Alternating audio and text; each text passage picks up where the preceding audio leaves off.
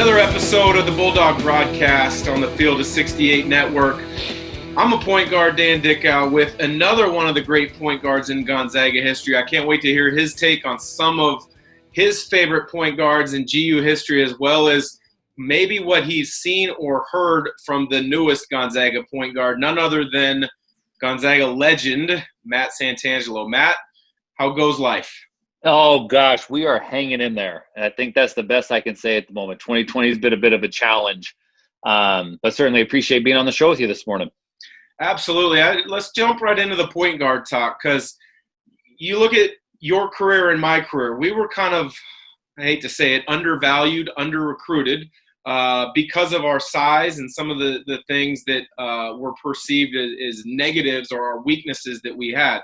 We both carved out really good careers. Gonzaga's got a top 10 national recruit this year as a freshman at the point guard position in Jalen Suggs. Have you had a chance to see any of his highlights, read any of the stories, or kind of get a scouting report from the coaches, or maybe So with Jalen, I am a fan. Like I am, and what I mean by that is that I only get to see what I've been able to see through social media, through the stories, like the legend of his recruiting.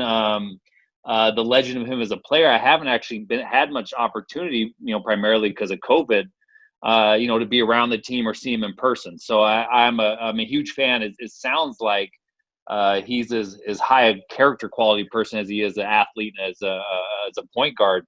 And just the fact that, he made a choice, he and his two buddies, the Tricky Trio, made a commitment to GU, I think is really remarkable and a great testament to where Gonzaga, the program, has come, that a point guard of that or an athlete of that caliber, would choose GU along his path to wherever he's going to end up. Well, all indications are, as most highly rated recruits that step on campus and have success, they don't last for 4 years if they're truly good enough before they move on to the next level.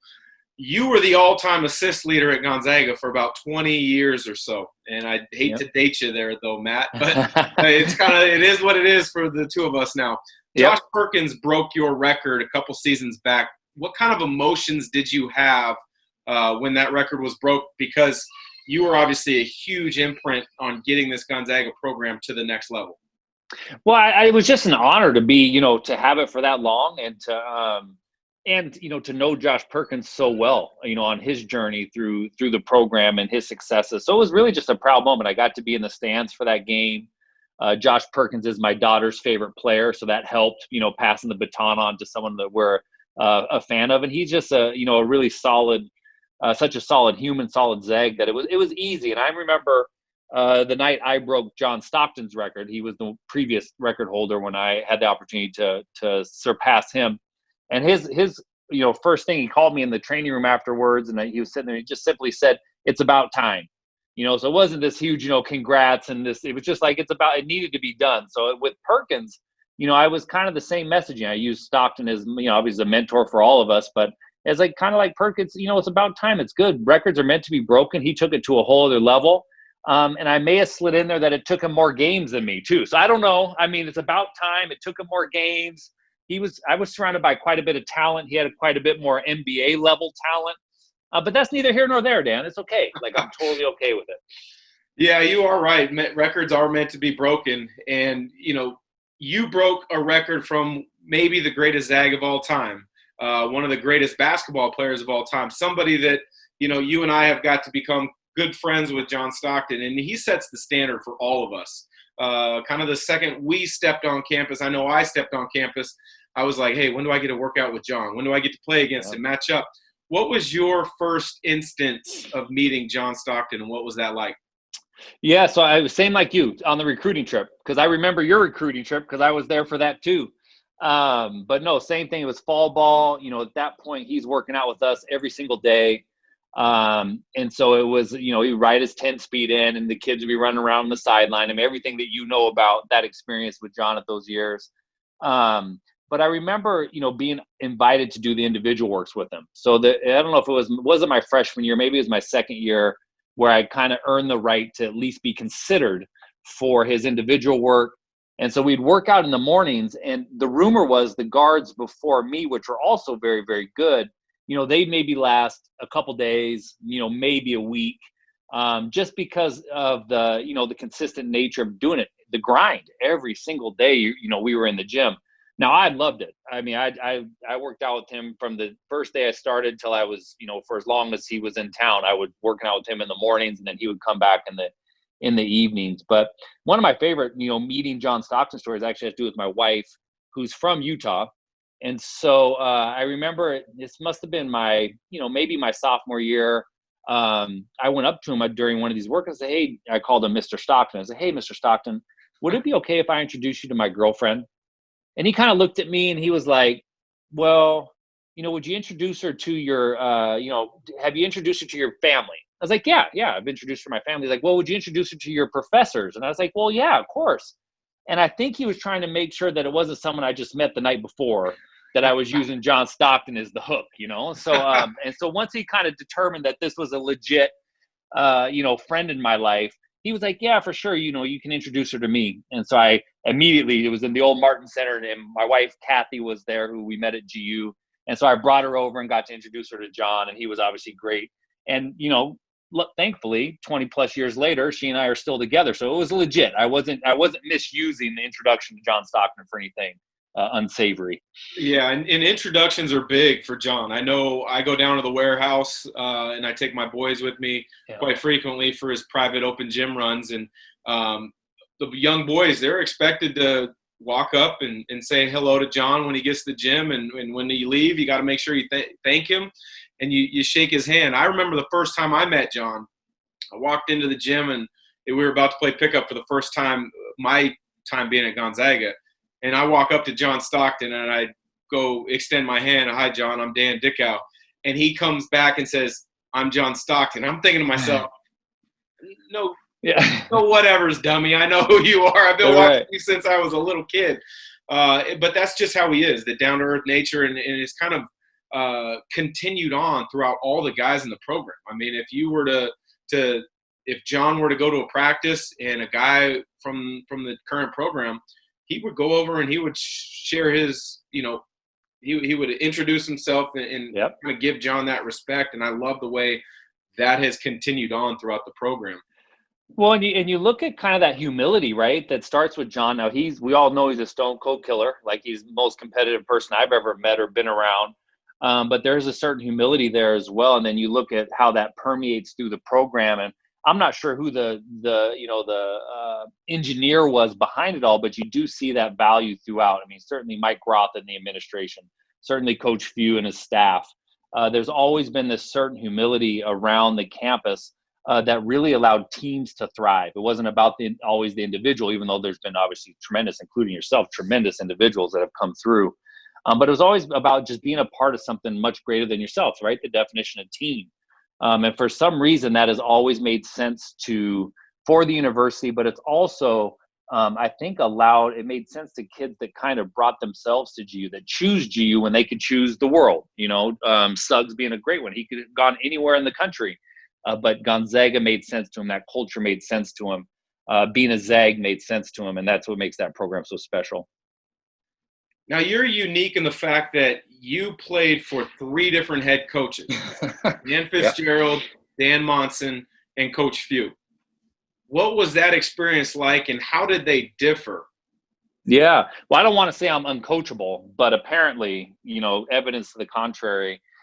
So it was really nice because Fitz and Coach Few recruited guards. So Fitz and Few recruited me out of high school. So Few was there already. Munson was there. He recruited the bigs, but he was the first assistant coach. So there was tremendous continuity because those two were so influential in, practice and game strategy and summer workouts. I mean, they were so hands-on with the program. So, I always, it's one of my kind of bittersweet is the fact that Fitzgerald never gets the credit he deserves for what it means, what this program has become. And even now, this many years later, with the success that Few's had, Munson is rarely kind of mentioned as part of the architecture of this particular program. But basketball did exist before 2000, and before Coach Few at this, for the school and program. But so there was great continuity. The one thing as it Fitzgerald kind of transitioned to Munson and Few and Coach Greer, the younger generation, the one thing that the younger coaches did is that they really held up the mantle of anyone, anywhere. Like, we'll go play. And they upped our schedule from day one. I mean, Munson's first tournament, our first games under Coach Munson were the top of the World Classic against Mississippi State, Tulsa, and number 5 in the country, Clemson, at the time. And so right away, we started going into that the way they schedule now. And fortunately, we had a group of guys that were tough enough and competitive enough that we were able to go out and have success. And then we just kind of started climbing during that time. And then hopefully created a foundation for guys like you and the next generations just to continue to take it to higher levels. Yeah, you mentioned that top of the world Fairbanks Classic. My senior year, we got to go to the Anchorage tournament, the Great Alaska Shootout. Oh yeah. Now you're looking at the tournaments that these guys get to go to. It's Maui, Bahamas, Orlando. It's kind of that every 4-year cycle. You covered a lot of the games on radio for three or 4 years. So you had a chance to go to many of these sites. How has the travel for Gonzaga basketball changed from then till now? Because I know you get to see the inner workings of a lot of it. Yeah, well, I mean, it just the investment, the financial support that the program gets and the university gets is, I mean, night and day compared to where we were. These are some of my big brother stories, right? Big brothers always have the 5 miles in the snow, uphill both ways, to school kind of stories. But when we showed up, we had Russell Athletic royal blue cotton sweats that we were given, that were from the year before. I wore number 13 as a uniform number. My cotton sweats were number 2, and I had to turn them in at the end of the year. Like, I had the same pair of those my redshirt year. They might have been your old ones. Yeah, seriously. So, like, on the radio, I got more gear on doing the radio than I ever did as a player. Just because times have changed. When we talk about travel, I mean, they're chartering planes. They're not going through commercial airlines any longer, but it allows them to recruit differently. It allows them to really take away some of the distractions and some of the variables that other teams have to deal with, so they can focus on what they need to do, and that's their craft, and that's going out and competing at the highest level. And so that investment that the alumni base or the fan base or the sponsors have put into that program to really shape it and transform it have been remarkable, because it allows them to continue to reach new heights. You were part of that first Elite Eight team that made an incredible run and kind of became the darlings of the country. Lo and behold, 20-some years later, Gonzaga is ranked number 1 in the preseason going in. Now, none of us have a crystal ball, but I felt Gonzaga was good. Then they became great, and then they became truly great. At what point do you just look at it like, wow, I never would have imagined we could have gone from, late 90s to where they're at now? Yeah, so I remember, like, I was on the radio when we were the first number 1 seed, Salt Lake City, Kelly Olynyk's year, first number 1 in the country. All those things to me were superlative. Like, they weren't necessarily in the, hey, we're going to be number 1 in the country. So when it happened, it's like, oh my gosh, what is going on? But I remember when Kevin Pangos and Gary Bell's senior year, when they went back to the Elite Eight, the first time Coach Few had gone to the Elite Eight, 2015 maybe. That one to me was really a telltale sign, because up to that point there seemed to be this glass ceiling, and they were having tremendous success in March, but we had gone from the Cinderella, the darlings of the tournament, everyone's second favorite team, to this team that couldn't quite get through this ceiling. They couldn't get through the second weekend of the tournament. And so they were starting to kind of lose its luster. And I think, Coach Few was, he was always been confident, but there was something about, it was starting to wear on him too, like kind of that narrative was wearing on him as well. And so when they finally broke through that ceiling in the Elite Eight, and you kind of felt this collective sigh of relief in Zag Nation, and even internally with the program and the coaching staff and the players, it was like, oh shoot, we're not going back now. Like, it's only one direction forward. And then the talk of Final Four national championship didn't just become this, hey, that's an unfair expectation. It became like, no, we can actually talk about this with confidence. We can make this our goal. And so all those little steps along the way just kind of, continue to solidify the foundation of true confidence and true program. This isn't a flash in the pan. It's not a one-hit wonder. Clearly, 20 plus years later, this is a team. This is a program that's been built on success year in and year out. You mentioned and used the phrase "broke the ceiling" in finally getting to a Final Four. That was a year that you were still working as part of the radio broadcast. Tom Hudson does a really nice job on the play-by-play. Currently, Adam Morrison's doing the color analyst work. You were doing that at the time. What were the emotions like calling the game when they finally punched the ticket to go to the Final Four, but then also calling games at the Final Four? Yeah. I mean, because I can only imagine working in the broadcast industry as well. That had to have been something special.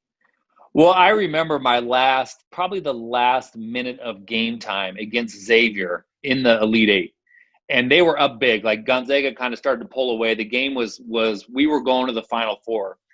And I got so emotional that I couldn't talk. Like my voice, I was crying, like tears running down my face. My voice is cracking. I'm kind of laughing because I realize like how absurd it is, like in this moment as a professional broadcaster.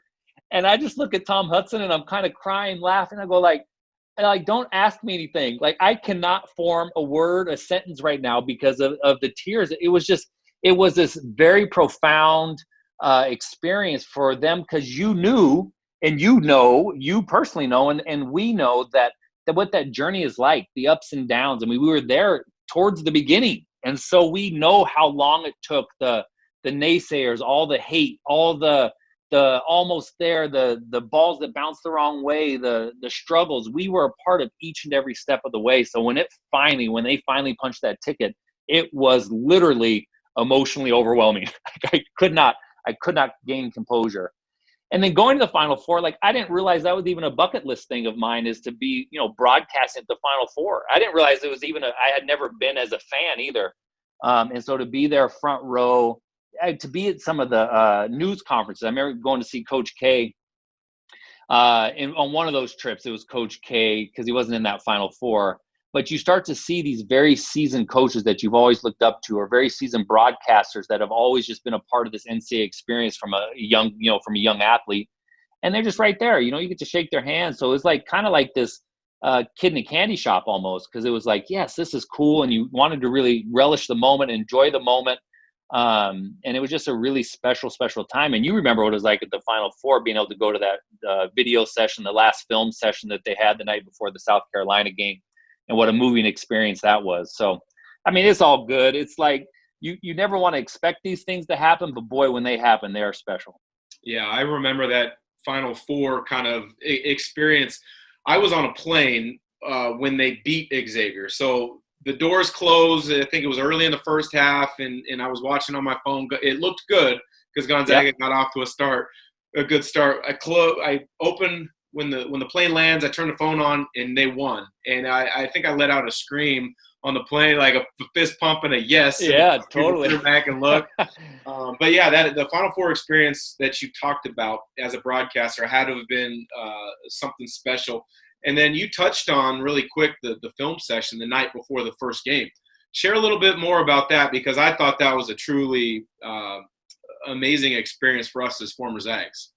Yeah, I agree. So there were probably about 60 of us in Phoenix, Arizona for that Final Four, 60 old dogs, former Zags. And so I had been kind of put in I had the responsibility of kind of coordinating with everyone. Tommy Lloyd and Coach Few had talked to me and said, okay, can you get everyone to the hotel the night before the South Carolina game? And I said, yeah, sure. So I kind of worked on communicating with everyone. Okay, we're going to show up. We all show up in the lobby, right? We're all kind of visiting. And then at a certain time, we're going to go up the elevators to the film session. And so we're up in the film session, and we're totally being too loud and obnoxious because we're all excited, right? They're there to do a job. They're focused. We're just kind of, taking it in and just loving life, and, can't believe someone has to pinch us. We can't believe we're even there. And so we're there, and it's all just kind of war stories, right? Because we've all been through the trenches, and obviously you're there with some of your teammates, but you have all these teammates across multiple generations there, people that you may have not known and only heard of, or people that maybe you've never met before. So it's this huge, like, kind of brotherhood of just Zags, and it was fantastic. Well, Then they offer us, finally, I think one of the coaches tells us to shut up because we're being too loud and we're interrupting the film session. But they finally open the doors and they invite us in. And so here we go, 50 to 60 guys walking in this room, this banquet room in the hotel where the current team is gathered, and they just finished this film session. And I remember walking in, you're kind of sheepish, right? You don't exactly know what we're supposed to be doing. And all of a sudden, Nigel Williams-Goss and a couple of the guys, they stand up and they give us a standing ovation. Us, like the old dogs, these, has-beens that aren't playing anymore. And it was just a really, really touching moment. And great, obviously very thankful to Nigel. He always had tremendous maturity and perspective. But really, they kind of carried that mantra that we're doing it for all those groups that maybe didn't get there or, couldn't get there. And they were really cognizant and aware of being a part of not just their team, but being a part of a program. And they were proud to be able to take us all to the Final Four. And it was just a really, again, another one of those overwhelming emotional moments that I don't think anyone who was there that night will forget. No, I won't forget it at all. I agree with you. It was tremendous. It brings back a lot of emotions right now with you bringing up some of those details. It was a fantastic night. I want you to put your analyst hat on for a quick second and give me a preview from this year's team. I know you at times would get down to practice, but with COVID, there's restrictions left and right. But I know people on the inner circle, and you've probably had people tell you how things look. What are you hoping to see out of this year's team? Well, I think it's going to be, they have a nice mix. So what I look at, especially as Gonzaga recruiting continues to get stronger, it's always been pretty strong, but as it continues to get stronger, the big thing that I'm curious about is just the culture in the locker room. Do you have those upperclassmen? Because that's always been a hallmark of GUs. Like, do you have those impactful upperclassmen that can really set the culture? What's it mean to be a Zag? What's it mean to play for each other? What does game prep look like? Because that's always been a huge hallmark of the Gonzaga programs. We just out-prep people. We outwork people. Are those types of things being passed along? I think they are. I mean, I think with this group, especially with Corey Kispert, with Joel, you have some upperclassmen that are able to instill that culture that have a real impactful are going to have real impactful roles for the team. So I think that's good. I think the hardest thing is we just don't know. Like, I can't imagine your first game is against Kansas, like as true freshmen. I mean, are you kidding me? Like, I mean, we always throw people into the fire at GU because the preseason is always so tough, but not like this year. I mean, they don't know what they're made of yet. And they're going to get punched in the face here pretty quick. So they're going to figure out who they are. So I'm really curious to see that. And then when you do find that adversity or hit that adversity, which they will early and often, how the team rallies around each other, and then who those leaders are for that group. Now, again, I think with Corey and Joel and even some Anton Watson, and I mean, they have enough character that I think they'll do fine, but I'm still always curious about that storyline in the beginning of the season. Yeah, I think this college basketball season is going to be fascinating to watch the little storylines of being able to adjust, because there's going to be some games canceled. There's going to be some upsets that people are going to be surprised about. But you just kind of have to roll with the punches this year, and hopefully Gonzaga stays healthy and they don't have to cancel any of their games, which is we're already seeing start without any having played even as of now. Yep. Matt, I've got a couple quick questions before I let you go, since I know with your Hoopfest duties, you've got some busy things on your plate. I'm going to ask for your choice of what former Zag you would want in certain situations. So, in a fight, who would you want as your partner? Mike Nielsen, Casey Calvary. I don't know, one of those two. And I'll tell you why. Mike Nielsen, I always said, nicest guy. We both know him, nicest guy, but he's as strong as he needs to be. That's always kind of characterized Nielsen. So, like, if you see a car accident and someone's under the car, like, he'd be the one that could pick up the car one-handed and say, okay, can I help you out? Like, just as strong, whatever the situation needed. And for a while there in college, he was doing some MMA fighting. So there's actually some technique there. Oh gosh, Bakari Hendricks.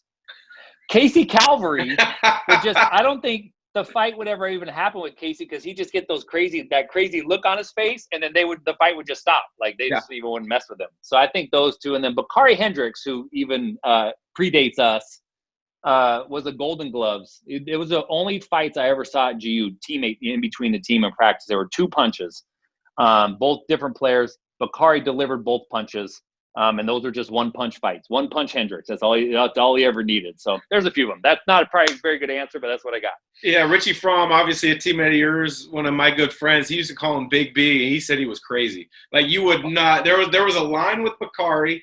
Nobody even towed the line. You stayed well away from that line. No, he was – and like a trained boxer growing up, and I remember one time getting yelled at by Fitzgerald. This is one of the fights in practice because I didn't get in the way. I'm like, are you kidding me? I'm not going to get in Big B's way, are you? So he was always just a great friend. He ended up being WCC Player of the Year in 97, I think, which was kind of unsung, a guy that, again, doesn't get as much credit as he should in the pantheon of successful Zag players. How about one Gonzaga player that you would want to run a pick and roll with? Take away any teammate that you played with, but Zag of all time to play pick and roll with. I think I'm going to go with, Sabonis.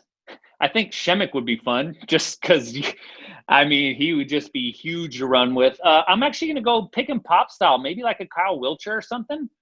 Someone I can turn the corner on and get in the lane and then just throw it back to him and let him fire away. I think that would be kind of a fun one. So, again, I'm going to give multiple answers because you're really putting guys on the spot with trying to single out one guy. Sure. You were more of a lob guy. I think you're a much better lob passer than I was. I'm more of an in the lane and kick out to shooters. So I might need someone that can pop out and knock down a 3. Yeah, I had Casey towards the end of his career. You had him at the start, and that was kind of one of those things.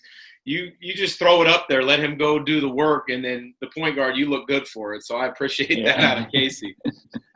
Wide open jumper. Now you can have you could have one of your teammates. Wide open jumper, could be off a drive and kick, could be off pick and roll, that you had to have for the game.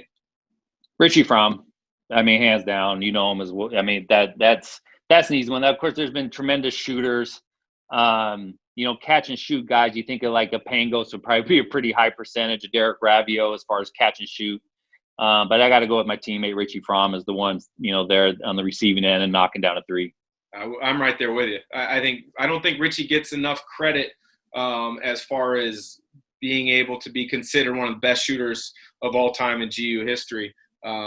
Unfortunately, most people tend to think of Gonzaga many times like the last 3 or 4 years. Well, you were one of the best point guards in history, and I don't think your name gets recognized or mentioned enough, and I know Richie's doesn't as well for being a shooter.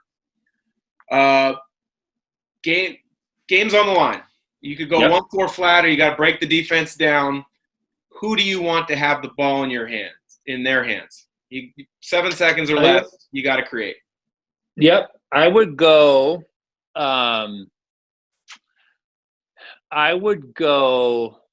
Me, you, or Adam. I think would be my 3 until we. I think you and Adam had just a tremendous knack for shot making. It didn't matter really what the defense did. You guys were going to get to your spot and be able to. You were so creative with just finishing shots. My handle wasn't tight, but I could just jump over people. So I just needed to get close enough just to jump high enough to get a shot off or feed someone else. But you have to have people that want the ball in those situations. And I think that's what, separates, people that may be more skilled or maybe a different, advantage or in a situation. But I think, in the case of the 3 of us, like there's a certain level of just confidence. Like, hey, they're comfortable in this situation. They want the ball. They're capable. So yeah, I would go with one of us 3, hand the ball and get out of the way.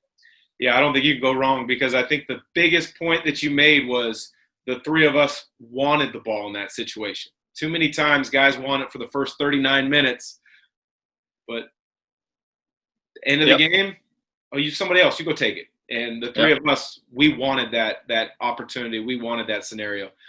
How about defensive stop?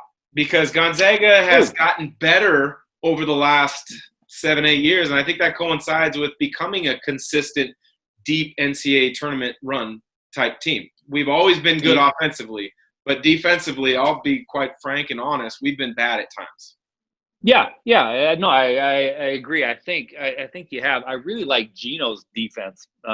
Even last year, I thought he did just a great job from the just being a pest. Like everywhere the ball went or whoever he was ball hawking, I thought he was a great defender. I always remember Earl Knight is just an imposing defensive player. I don't know. I wasn't around for his time at GU, but I played in one of your charity games. And for some reason, I was always talking trash to him. And I remember I got the ball at the top of the key and I was like, oh, yeah, this is the matchup I want.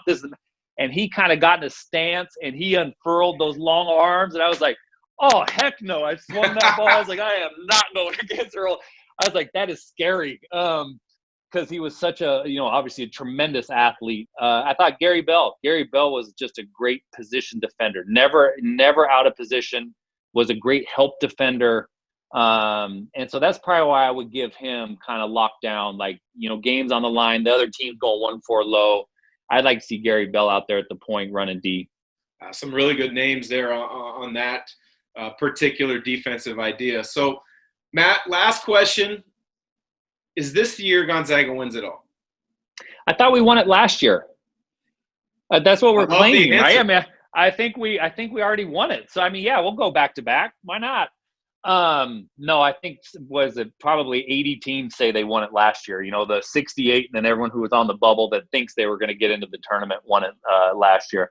I think I just don't think we can say that. I think the freshmen are too much of a freshman at this point. We just don't know what we have. Even though it looks and sounds great. I think college basketball in general is wide open.